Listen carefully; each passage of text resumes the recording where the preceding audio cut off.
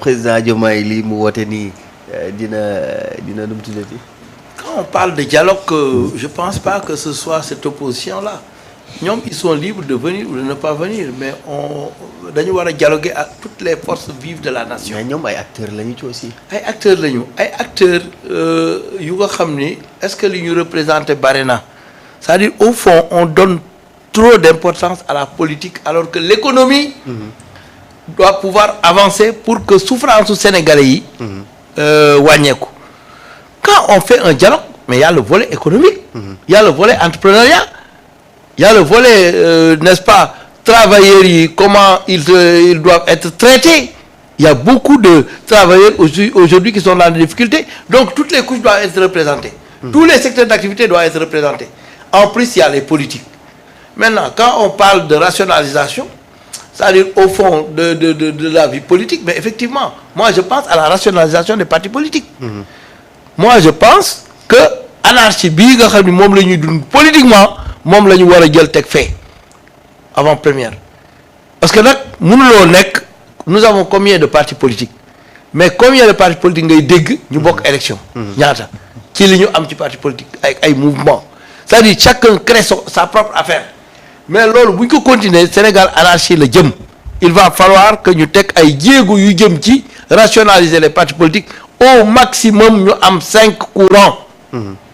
bu ko defee nit ñi mën a liggéey ba pare ñu régulariser les charges yi nga xam dañ ko teg ci parti politique yi. Un parti politique qui ne dépose jamais de bilan qui ne fait pas ce qu'il doit faire qui ne se plie pas aux exigences n'est-ce pas yi nga xam ne moom la loi bi wax mais kooku dafa war a disparaître. Un parti politique bu nga xam ni da nga nekk di dóor nit ñi di saaga nit ñi di xas nit ñi ñu gis la ngay tëj nit ñi dugg ci ay 4x4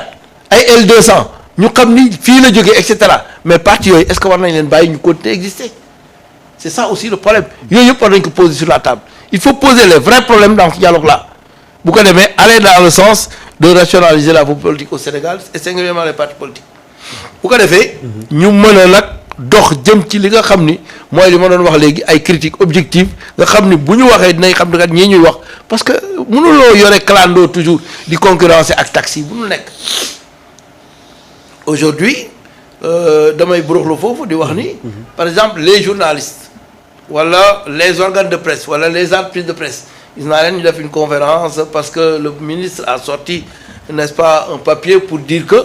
ñi nga xam ni ils se conforment pas n'est-ce pas aux règles dañu disparaître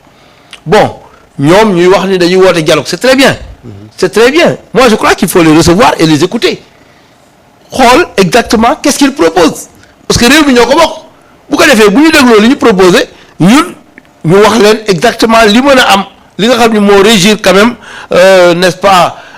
droit de la presse parce que am na loo xam ni yow bu ko nit dee def di exister nekk clando yow nga yore sa taxi y a des problèmes aujourd'hui taxi boo dugg mun la clando yi sonal nañu moto jakarta yi sonal nañu et cetera affaire yi dañ ko war a organiser et singulièrement ça doit commencer par les partis politiques la presse et même les syndicats syndicats yi defe naa ni bon il existe plus de 1000 syndicats foofu it beneen problème mais il va falloir que aussi ñu waxtaan ci ba nga xam ni du jël ay jël ay nit ñuy dugg ci biir université bi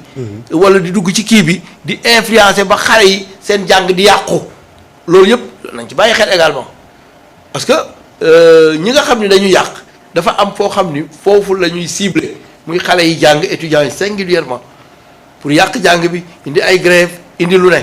war nañu mën a régler problème bourse yi ba mu leer naññ parce que nous sommes à l'ère de la digitalisation mën naa seeti ndeede pour faire des propositions à la dans ce sens nga xam ne même ticket yi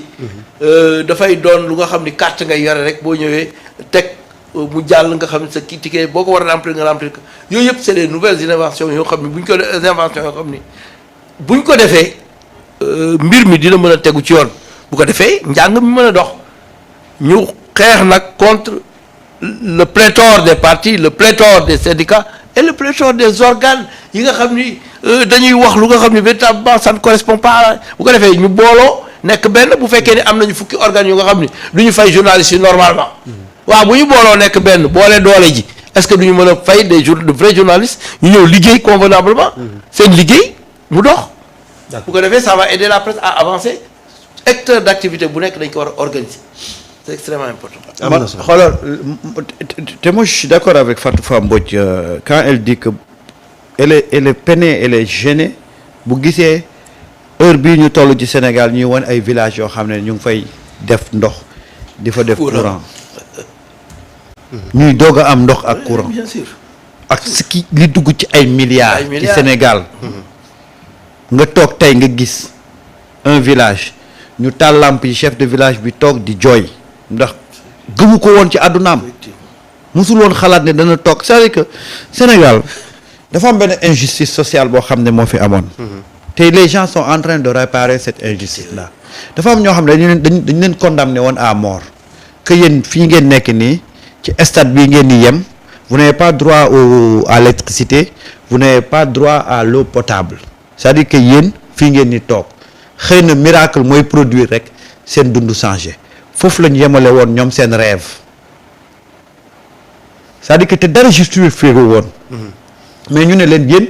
vous êtes appelés à vivre dans la misère c'est-à-dire que voilà un pays dañuy décréter sa misère dañ koy décréter ne yow comme zone bii nga dëkk tu es appelé à vivre dans la misère. et man lii boo kàddu yi ci booy bi wax Jean-Michel man tout le temps dama koy relancer parce que yaakaar naa ni dafa mel ba tey jàngatuñ li wax parce que moom nee na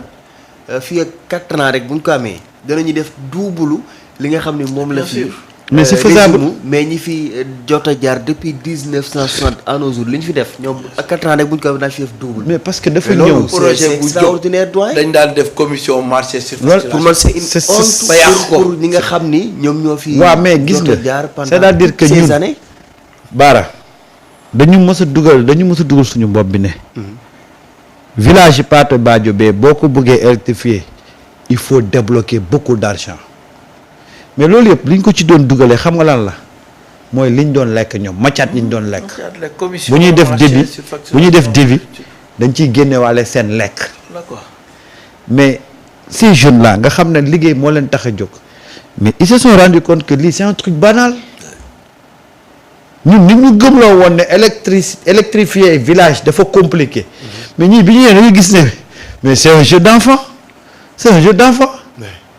mais boo demee bañ ne la yow benn poto lampe buy jar 200 000 dañ ko doon facturer à 1 million. yooyu mooy problème bi quoi. voilà loolu moo ne problème bi. loolu rek moo tax ba léegi électrifié wuñu village yi. waaw et puis ça va réduire le phénomène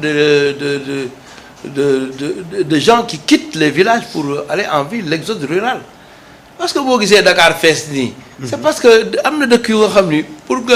boo fa doon jógee da ngay sowe sa bopp. billaay ndax fu amul courant amul ndox. waaw nan nga fay dunde nan nga fay liggéeyee nan nga fay am internet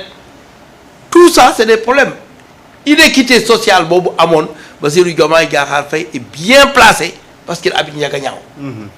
te Ndiaganiao boo demee ca ginnaaw am na ay yeneen villages yu nga xam ne véritablement moom yàgg na fa dem. donc il a vu cette souffrance là te loolu moo tax aujourd'hui mu jël ay mesures mais bu ñu ko yemale foofu am na benn affaire bu nga xam ne il faut mu souligner ko également. dafa jóge ci dëkk bu nga xam ni véritablement dëkk bu village la. mu permettre que mu am réaction jëm ci village yi mais aussi na xam ni dafa jaar ci biir kaso. war nañu permettre aussi kaso yi ñu fexe ba defaraat ko net parce que foofu aussi problème la jusqu'à présent je crois que les gens croupissent dans des situations extrêmement difficiles ci biir prison yi donc loolu aussi war nañ ci indi solution. équité droit de l'homme ak yëpp war na mën a am ci am nañu espace yu bari yu nga xam ne mën nañ fa tabax ay prison bu ko defee nit ñi ñu mën leen féexal ci bu ñu la tëjee may la loo liggéey maanaam bés boo génnee mën a am lu nga xam ni da nga ci jafandu ba dootoo dellu prison loolu yëpp c'est des méthodes qu'il faut mettre bu ñu ko defee rek Sénégal dina dox te je crois que nii ñu commencé mënuñu defandoo yëpp mais lii ma wax xam naa dinañ ci bàyyi xel. man de doyen la mu ci gën a vraiment séduire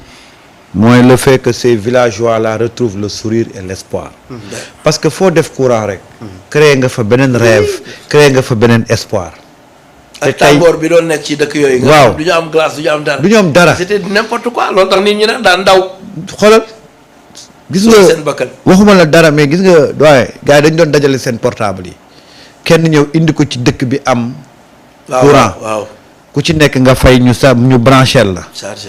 chargé la ba bu waa ji di ñibbi mu jëlaat c'est-à-dire que aujourd'hui moi ce qui me séduit ci suñu autorité mooy ils sont en train de